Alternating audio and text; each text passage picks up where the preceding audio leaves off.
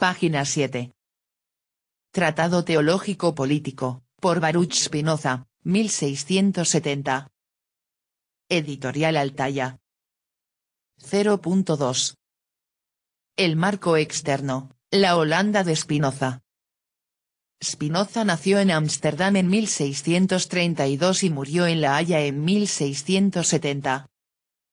Su época corresponde a las discordias religiosas, que culminaron en la Guerra de los 30 Años, 1618-1648, y al absolutismo monárquico, simbolizado en Louis Sib, 1643-1715. El país en que le tocó vivir y que él mismo considera su patria, son las Provincias Unidas u Holanda en su siglo de oro. En efecto, por la Unión de Utrecht, 1579, las 7 provincias del norte de los Países Bajos se habían proclamado independientes de España. Y, aunque esa independencia no les fue reconocida hasta el Tratado de Westfalia o Paz de Münster, 1648, lo cierto es que, desde la llamada Tregua de los 12 Años, 1609-1621, las Provincias Unidas protestantes gozaban de plena autonomía comercial. A mediados de siglo, ese pequeño país, con Ámsterdam como gran puerto internacional, con Leiden como universidad de renombre europeo y con La Haya como capital, se ha convertido en el centro comercial y financiero de Europa e incluso se atreve a rivalizar militarmente con la Inglaterra de Cromwell y con la Francia del Rey Sol. Su periodo de máximo esplendor coincide con el gobierno liberal de Jan de Witt, 1653-1672, y con la madurez intelectual de nuestro filósofo. El nacimiento de ese nuevo Estado, por contraposición al Flandes católico que siguió unido a España, significó, por un lado, la proclamación de la libertad religiosa e incluso política y, por otro, el comienzo de una guerra con España, que allí suele conocerse con el nombre de Guerra de los 80 Años, 1568-1648, cuyo término fue celebrado y simbolizado en el nuevo Ayuntamiento de Ámsterdam, 1654. Al lado del calvinismo, que es la religión oficial, pululan las más diversas sectas, socinianos y menonitas, anabaptistas y cuáqueros, remontrantes y contrarremontrantes, colegiantes, etc. En ese país de libertad y tolerancia halló paz y soledad Descartes para sus meditaciones, 1629-1649, y allí también encontrará refugio John Locke, cuando tenga que huir de las intrigas políticas de su patria, 1683-1688. Es obvio que un país rico y efervescente, tolerante y pluralista, y enfrentado además con España atrajera inmediatamente las miradas de los judíos y marranos hispano-portugueses que, al igual que muchos católicos, eran vigilados y perseguidos, desde hacía un siglo, por la Inquisición.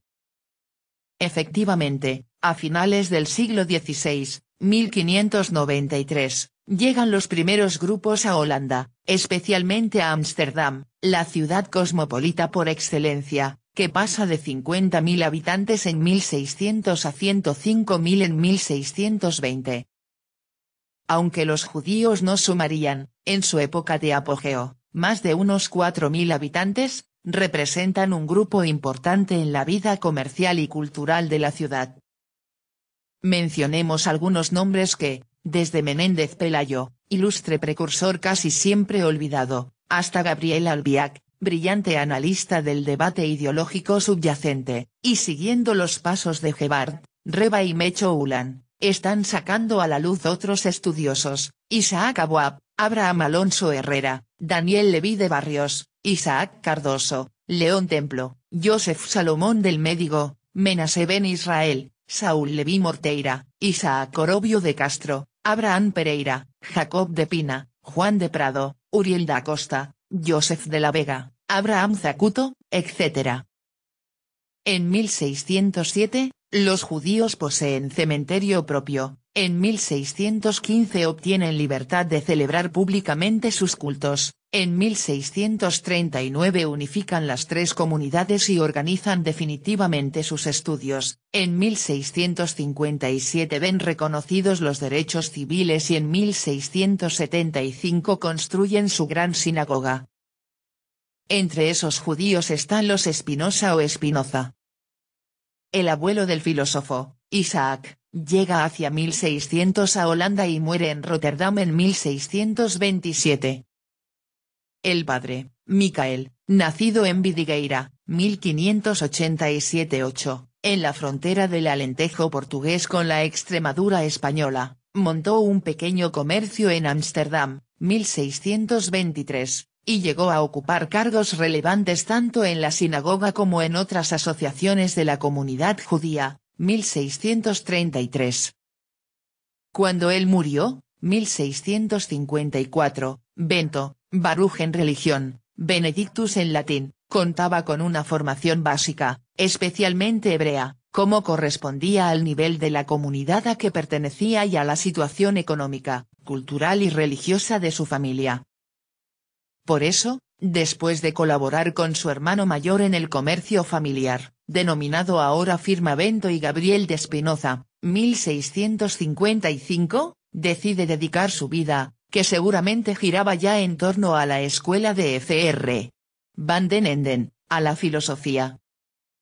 La excomunión, 1656, le aisló de su comunidad y, como confirma su epistolario, reforzó sus relaciones con la sociedad holandesa, especialmente con grupos y personas liberales.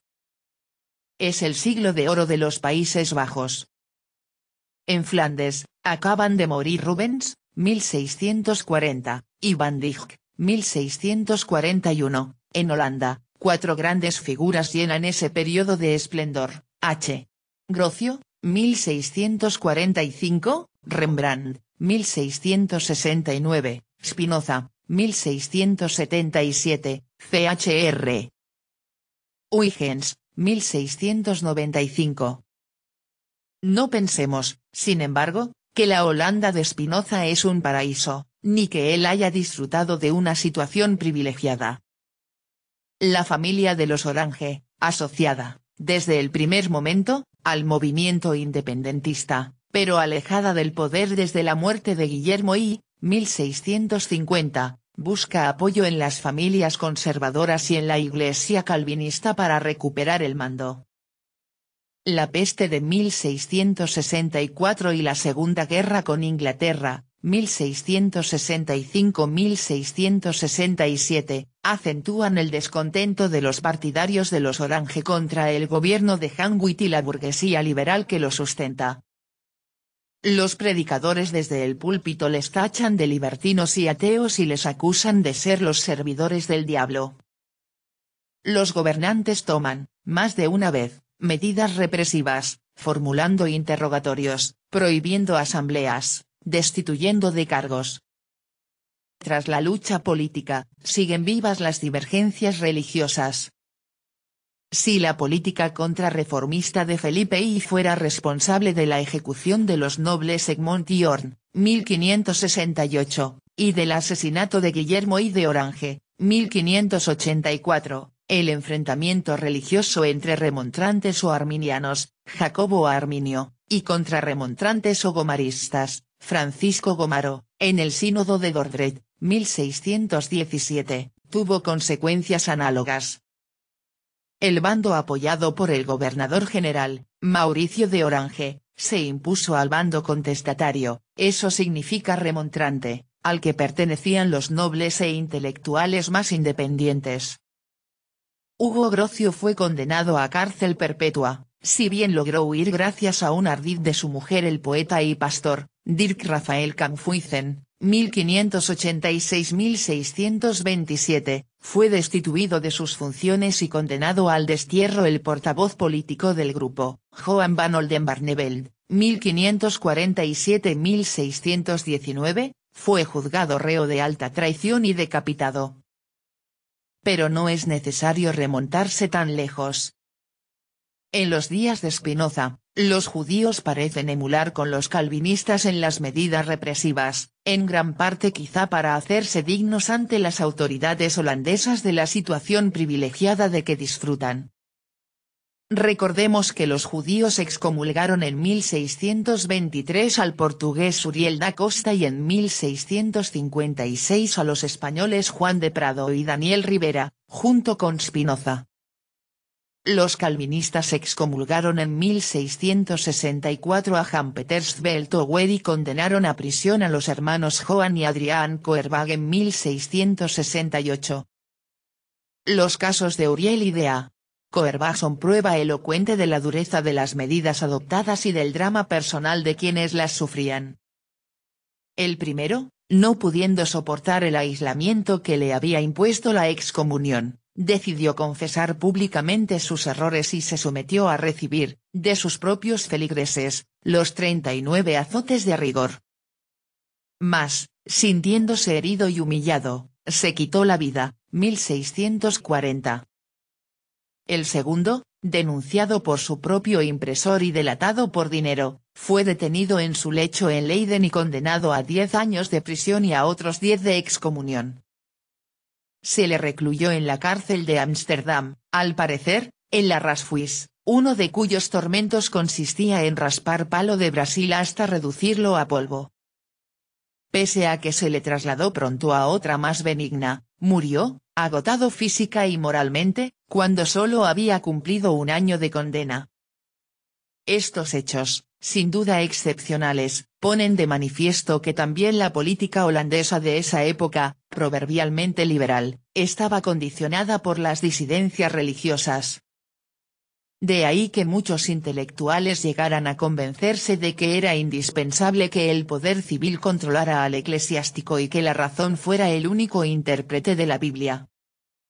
En esta línea iban las ideas de Hobbes, que hallaban buena acogida en Holanda. El Decibe, publicado anónimo en París, 1642, fue reeditado en Ámsterdam, 1647, el mismo año en que vio la luz la obra de H.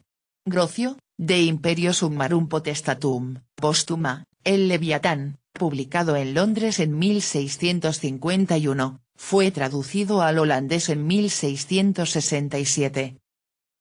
Por esas fechas, en que, como hemos dicho, el gobierno de Jan de Witt se veía en dificultad, varios personajes del círculo del gran pensionario publicaron obras con la misma orientación. Jan van Hove, de la Court, Consideraciones sobre el Estado o la balanza política, 1661, quizá un capítulo fuera de Jan de Witt. Pieter van Hove, Discursos políticos, 1662, Lucius Antistius Constans, seudónimo, quizá, del anterior, De Iure Ecclesiasticorum, 1665, Lodewijk Meyer, Filosofía, Sacrae Scripturae Interpres, 1666, Adriaan Koerbagh, Un jardín de cosas amables, 1668. En este clima decide Spinoza, en 1665, redactar esta obra. Página 11.